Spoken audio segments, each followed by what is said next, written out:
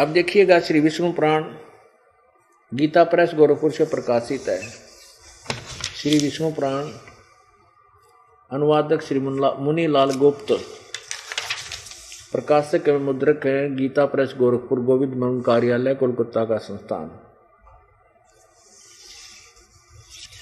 इसके प्रश्न नंबर बिल्कुल प्रारंभ में 4 पे, प्रथम अंश अध्याय नंबर 2 और प्रश्न नंबर 4 पे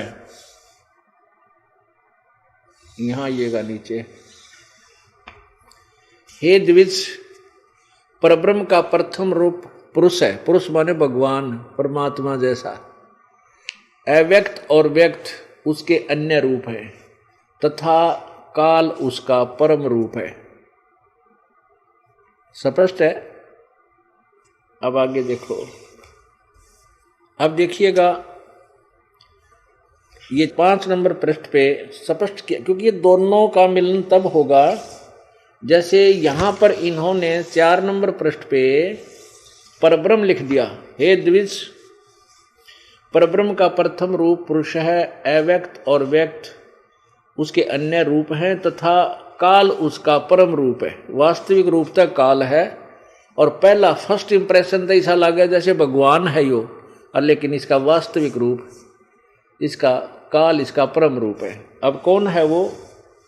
5 पृष्ठ पे। हे मैत्रेय, प्रलय काल में प्रधान के यानी प्रत्येक प्रकृति के समस्तम स्थित हो जाने पर और पुरुष के प्रकृति से पृथक हो जाने पर विष्णु भगवान का काल रूप परिवर्त होता है। अब इससे क्या स्पष्ट हुआ कि ये जो विष्णु कहो या काल कहो, ब्रह्म कहो, पर ब्रह्म नहीं है। ये तो इनको ज्ञान नहीं था ऋषियों को, इसलिए अनुवाद कर्ता भी विचलित है। तो ये विष्णु कौन है? ये महाविष्णु, महाब्रह्मा, महाशिव रूप धारण करता है। ये काल है और ये ब्रह्मा विष्णु महेश से भिन्न है। ये विशेष ध्यान हमने करना है कि ब्रह्मा विष्णु महेश से कोई और है ये। इसके लिए भी थोड़ा सा आपको प्रमाण देते हैं ताकि पुण्यात्मा विचलित ना हो। ये देखिएगा, प्रथम अंश और प्रश्न नंबर 32 पे, 32 पे श्री विष्णु पुराण। जिस अभूतपूर्व देव की ब्रह्मा विष्णु और शिव रूप शक्तियां हैं, वही भगवान विष्णु का परम पद है। यानी विष्णु कौन है? ये काल है, ये अन्य विष्णु, अरे ये ब्रह्मा विष्णु और शिव ये इसके पुत्र हैं। अब यहां देखना, ये क्लियर, जब तक ये स्पष्ट नहीं होगा हम न तो काल को समझ सकते हैं और न ही इस आध्यात्मिक ज्ञान को समझ सकते हैं। यहां देखिएगा, ये प्रथम अंश ही चल रहा है अध्याय 22 के और प्रश्न नंबर 102 पे।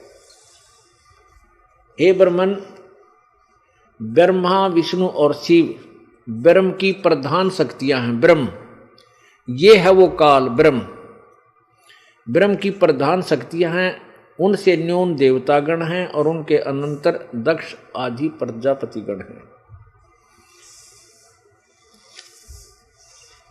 अब 103 पर, हे महाभाग, हे सर्वब्रह्म में विष्णु भगवान समस्त पराशक्तियों के प्रधान और ब्रह्म के अत्यंत निकटवर्ती पूर्व मूर्त ब्रह्म रूप हैं। और देखो 128 पृष्ठ पे, ये द्वितीय अंश अध्याय नंबर 7 यहां समाप्त हो जाता है और प्रश्न नंबर 128। अब यहां आ जाते हैं हम 128 पृष्ठ पे। जिससे यह संपूर्ण जगत उत्पन्न हुआ है, जो स्वयं जगत रूप से स्थित है, उसमें यह जिसमें स्थित है तथा जिसमें लीन हो जाएगा, वह परब्रह्म ही विष्णु भगवान है। ये आ गया ना, परब्रह्म ये विष्णु भगवान है। और वह ब्रह्म ही उनका परम धाम है, पर स्वरूप है।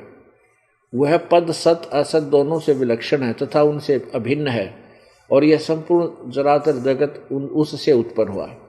अब ये ब्रह्म ही उन विष्णु का, उन यानी विष्णु का परम धाम परम रूप है। अब वो काल क्या करता है कि ब्रह्म रूप विष्णु रूप धारण कर लेता है, कहीं पर शिव रूप धारण कर लेता है, और इस प्रकार ये सबको भ्रमित रखता है। अपुण्यात्मा परमात्मा की तरफ और परमात्मा की चाह आपको बहुत है, लेकिन जब तक हम उसके यथार्थ ज्ञान से परिचित नहीं होंगे तो वैसे अंधाधुंध कहीं भटकने से कोई लाभ प्राणी को नहीं होता। आप देखिएगा चतुर्थ अंश, चतुर्थ यानी चौथा अंश, अध्याय नंबर 1 और प्रश्न नंबर 230-31 पे, जिस अच्युत की कृपा से मैं प्रजा का उत्पत्ति करता हूं, ब्रह्मा जी बोल रहे हैं, और जिसके क्रोध से उत्पन्न हुआ रुद्र सृष्टि का अंत करता था, जिस परमात्मा के मध्य में जगत सतिथिकारी विष्णु रूप पुरुष का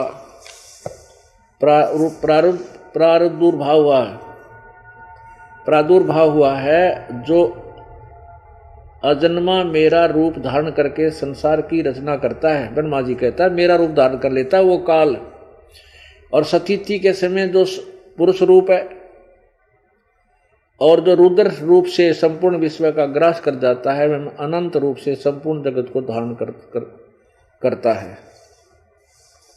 अब ये क्या सिद्ध होता जा रहा है कि ये सिद्ध हो गया कि ये काल जो है, जिसको विष्णु बोला है कि विष्णु का प्रथम परब्रह्म, जिस परब्रह्म का प्रथम रूप तो पुरुष है, यानी फर्स्ट इंप्रेशन तो ऐसा लगता है जैसे वो भगवान है।